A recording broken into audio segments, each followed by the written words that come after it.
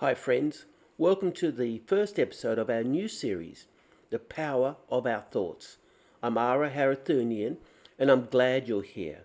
Today, we're starting with a simple but profound idea. Your thoughts carry a signal.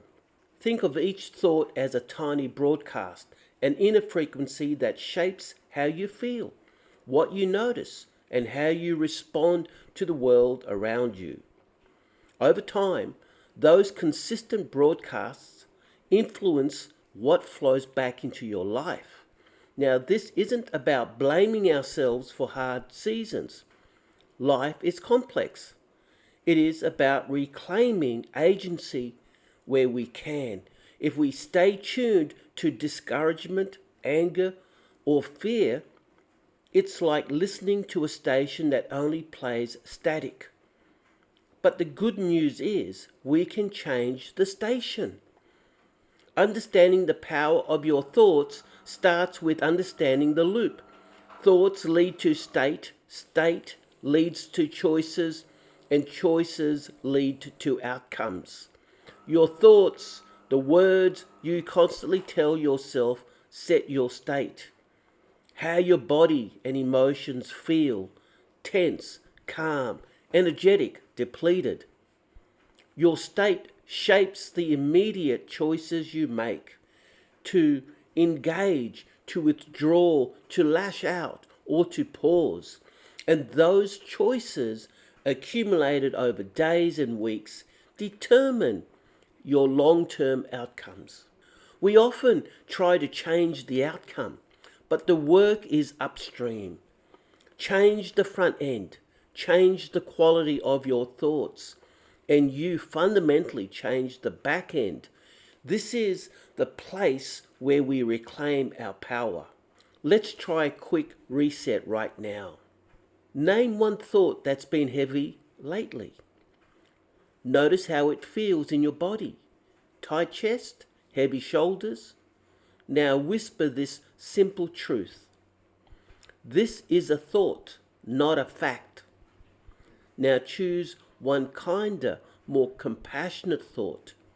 I'm learning. Today I'll take one small step. That is the moment of tuning. I once entered a period of creative block where my inner frequency was pure static.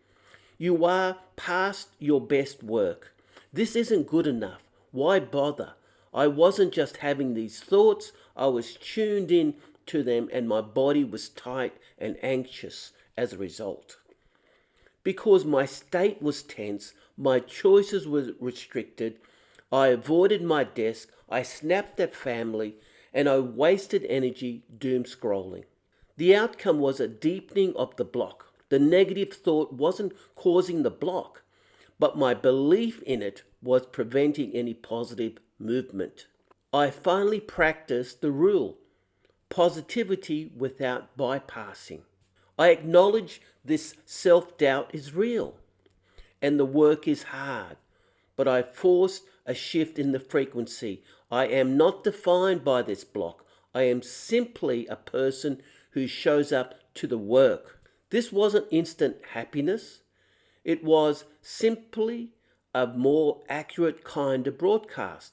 That new frequency enabled a choice to sit at the desk for 5 minutes, which by the end of the week broke the dam. The core practice for this week is the signal switch. It involves 4 deliberate steps to interrupt the negative frequency.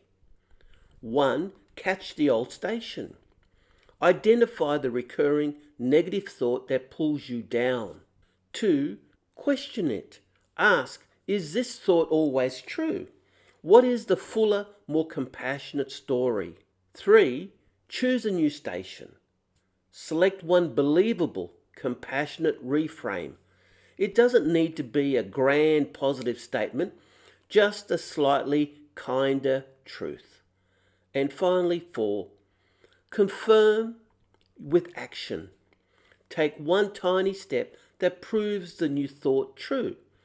If the new thought is I'm learning, your action might be reading one paragraph on a new topic. So let's align our breathing. with this new intentional frequency, close your eyes and inhale deeply, receiving the possibility of a gentler inner voice. And exhale slowly, releasing the grip of the old static thought. Feel the space between your thoughts. In this stillness, you are the tuner. You have the power to select your signal. So, here is your 7-day challenge to tune your inner frequency. Each morning, commit to a moment of stillness and write down one thought to release the static, one thought to receive the new frequency, and one tiny action, 2 to 5 minutes, that aligns with the new thought.